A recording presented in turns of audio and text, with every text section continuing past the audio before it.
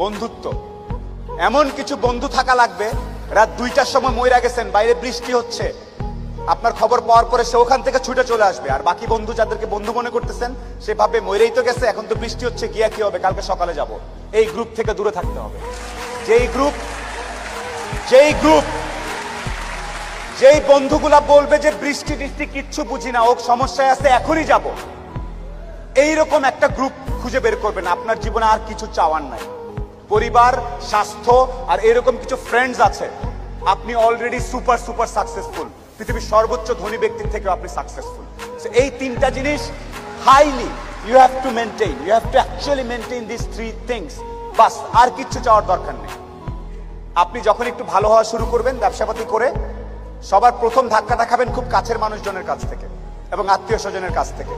তারা পছন্দ করবে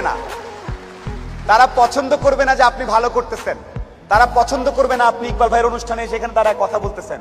আপনার কাছের লোকজন আপনাকে বলবে ও তো ব্যবসা, ও তো নষ্ট হয়ে গেছে, রাত 12টার সময় আসে, কি করে না করে, অনেক কিছু বলবে। সফলতা আসলে মাথাটা ঠান্ডা রাখবেন। আত্মীয় স্বজন কে কি বলেছে এত টেনশন নেওয়ার কিছু নেই। আপনি যদি সৎ হন, আপনার ব্যবসা যদি ঠিক থাকে, আপনি আপনার মতো করে কাজ করবেন।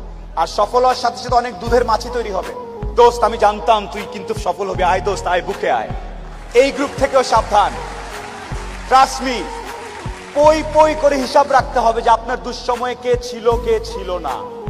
পই করে হিসাব রাখবেন, ডায়েরিতে দরকার লাগে লিখে রাখবেন যে কখন চারানা চেয়েছিলাম, একটা সাপোর্ট চেয়েছিলাম, কে দেয় নাই আর কে দিয়েছে। যারা দিয়েছে তাদেরকে মাথায় তুলে রাখবেন, আর যারা দেয় নাই তাদেরকেও কাছে রাখবেন। Because you must keep your enemies closer. খুব কাছে রাখতে হবে যে কে কি। সো শেষ করার একটা কথা হচ্ছে যে আপনার ভালো অনেকেই দেখতে পারবে না। মানুষজন কখনোই, যত টাকাই হোক, যত ক্ষমতাশালী হোক, দিন শেষে একলা।